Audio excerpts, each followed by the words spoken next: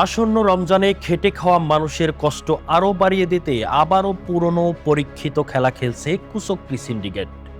বন্দর বন্ধ মানে শুধু কন্টেইনার দাঁড়িয়ে যাওয়া না, বন্দর বন্ধ মানে দেশের অর্থনীতির শিরা কেটে দেওয়া। এটাই বাস্তব।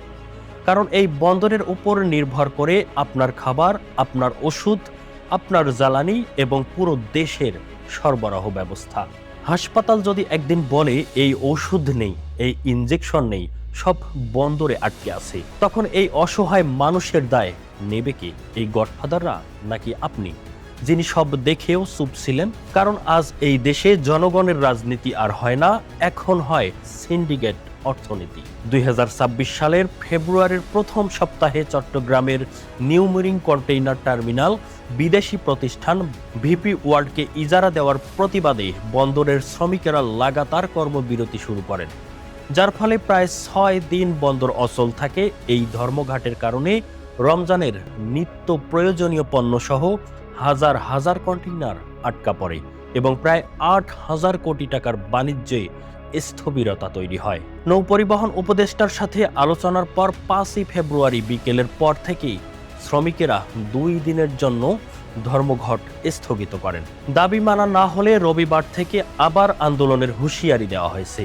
আজ এই গুরুত্বপূর্ণ বন্দরকে ভুল করে নয়, দুর্ঘটনায় নয়, একেবারে ঠান্ডা মাথায় ইচ্ছে করে অচল করে দেওয়া হয়েছে। এটা পুরোপুরি পরিকল্পিত। ওরা আপনাকে বোঝাতে চাইছে এটা শ্রমিক আন্দোলন, তবে এটা পরিষ্কার, এটা শ্রমিক আন্দোলন নয়। শ্রমিক এখানে শুধু ঢাল। অপরিচিত কিছু শব্দ সামনে আনা হচ্ছে ইচ্ছে করেই, যাতে সাধারণ মানুষ বিভ্রান্ত হয় আর প্রশ্ন করা বন্ধ করে। আসল খেলাটা খেলছে কিছু রাজনৈতিক গডফাদার, কিছু প্রভাবশালী আর কিছু এক্সপোর্ট লবি। তারাই দেশকে জিম্মি করে রেখেছে। ফেব্রুয়ারি মাসে কাজ হবে মাত্র 16 থেকে 18 দিন, এরপরে মাসে প্রায় পুরোপুরি কাজ বন্ধ। এই হিসেবটা মিলিয়ে দেখুন, 1 মাসে 2 মাসের কাজ। আর এই সময়টা ঠিক কোন সময়? রমজানের ঠিক আগ মুহূর্ত। এটা কি কাকতালীয়? এর ফল কি হবে জানেন? দাম বাড়বে, পণ্য উধাও হবে, আর মানুষ বলবে কপালটাই খারাপ।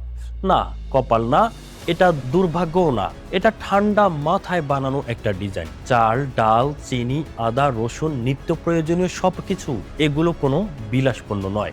এগুলো মানুষের বেঁচে থাকার জিনিস। যেদিন হাসপাতাল বলবে এই জীবন বাঁচানোর ওষুধটাই নেই, সব বন্দরে আটকে আছে, সেদিন আপনি কাকে দোষ দিবেন? একবার ভাবুন। কারণ আজ এই অবস্থায় চুপ করে থাকা আর নিরাপদ না। চুপ থাকা মানে এই অন্যায়ের অংশ হয়ে যাওয়া। এটাই সত্য। যদি বন্দর বন্ধ থাকে আর আপনি প্রশ্ন না করেন, তাহলে রমজানে যে থালাটা খালি থাকবে তার দায় আমাদেরও থাকবে। এই ভিডিওটি শেয়ার করুন, কারণ সত্য চাপা দিলে ক্ষুধা চাপা থাকে না। আজ না বললে কাল খুব দেরি হয়ে যাবে। মহান আল্লাহ তাআলা আমাদের সকলকে সুস্থ রাখুন। ভালো লাগলে লাইক দিন, আপনার মতামত জানান কমেন্ট বক্সে। আল্লাহ হাফেজ।